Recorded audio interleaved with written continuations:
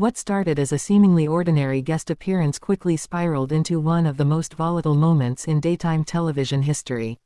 Mark Wahlberg, known for his no-nonsense attitude and tough guy persona, walked onto the set of The View expecting a typical promotional interview. Instead, what unfolded was a searing on-air clash with Joy Behar that left the studio in stunned silence and producers scrambling to regain control. With his signature charm, Mark stepped onto the stage, offering a casual wave and a relaxed smile to the applauding audience. But the moment he locked eyes with Joy, he sensed something was off. Despite her smile, there was a tension in her gaze that hinted this wouldn't be a friendly sit-down. "Welcome back to The View. I'm Joy Behar," she announced, her tone edged with something sharper than professionalism. "And joining us today is none other than Mark Wahlberg. Mark, I've been looking forward to this conversation for quite some time." Mark took his seat, his confidence unwavering. "Glad to be here, Joy. Always a pleasure. Is it really, though?" Joy responded, her smile now more of a challenge than a greeting. "Because I recall you making some strong statements about people in my profession. Something about actors needing to stay in their lane when it comes to politics." A hush fell over the crowd. This wasn't the banter they expected. Mark maintained his composure, though his jaw visibly tightened. "You might be referencing something out of context. I've always believed everyone has a right to their opinion. But there's a line between expressing views and talking down to others." Joy sifted through a stack of notes. "Here's what you said, quote, 'Some of these Hollywood types should stick to acting instead of preaching to blue-collar Americans.' Sound familiar?" Mark nodded slowly. "That comment wasn't directed at anyone personally, but I stand by it. There's a difference between sharing beliefs and lecturing people." Joy's eyes narrowed. "That's funny, coming from someone who's made a living playing streetwise tough guys. When did you become the mouthpiece for everyday Americans?" The tension ramped up instantly. The other co-hosts exchanged glances, and Whoopi Goldberg subtly shifted in her seat. "I've never claimed to be anyone's spokesperson," Mark said, his tone calm but firm. "But I'm from Dorchester. I've seen struggle. I've lived it. I didn't grow up in a Manhattan brownstone. My mother worked her fingers to the bone.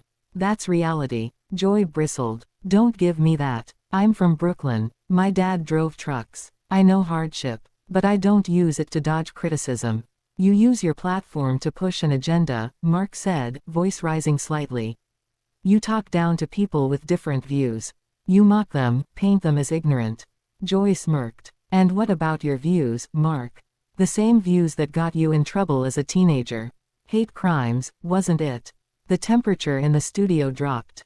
Wahlberg's expression changed from frustration to disbelief. "That's a cheap shot, Joy.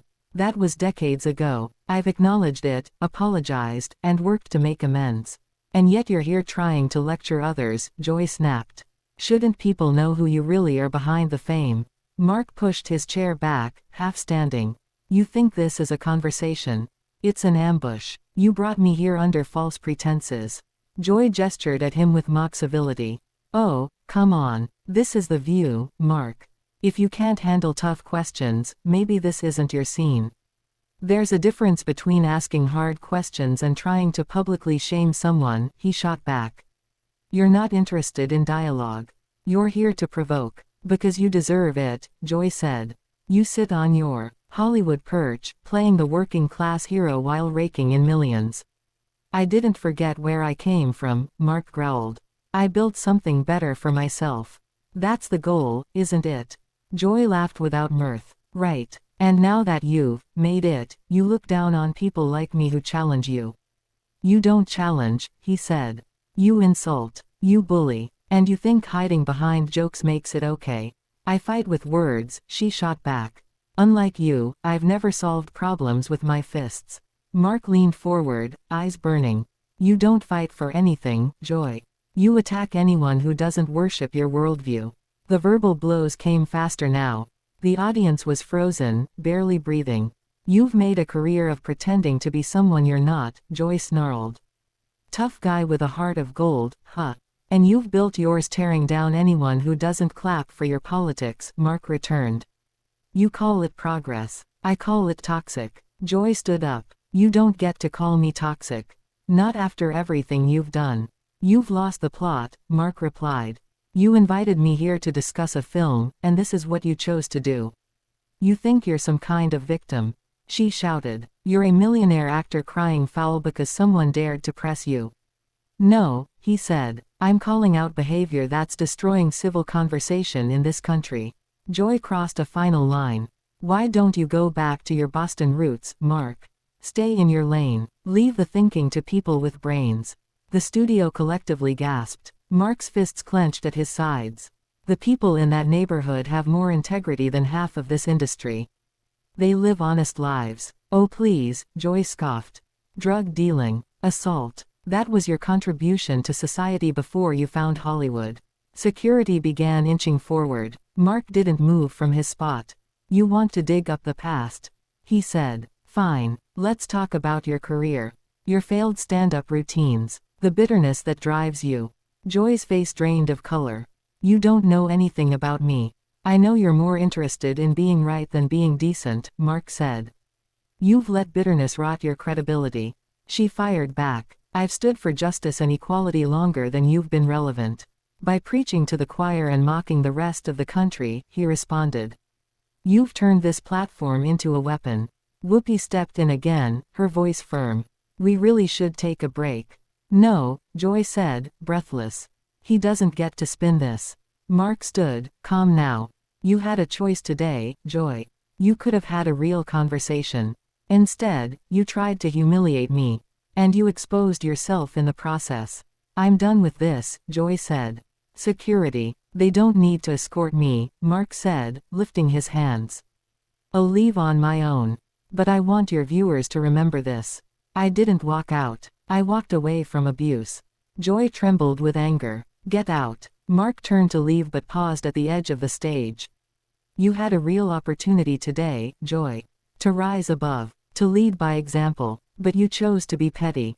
And you lost something far more important than an argument, you lost respect. The studio was still. No applause. No music. Just stunned silence. Joy remained frozen, eyes darting across the room, fully realizing she had let her temper destroy what could have been a powerful moment of dialogue. She'd wanted to win, but she'd alienated everyone, her co-hosts, her audience, and perhaps even herself. Whoopi looked directly into the camera, voice heavy with resignation. We'll be right back after the break. But everyone knew they wouldn't be coming back from this. The segment became a lightning rod in the media. Clips went viral. Analysts dissected every second. And the public took sides. But even those who disagreed with Mark's views had to admit, he'd kept his dignity. Joy Behar had asked for a fight. And she got one. But in doing so, she sacrificed more than she could have imagined. And in the end, it wasn't Mark Wahlberg who walked away looking small, it was Joy, standing alone in the wreckage she created.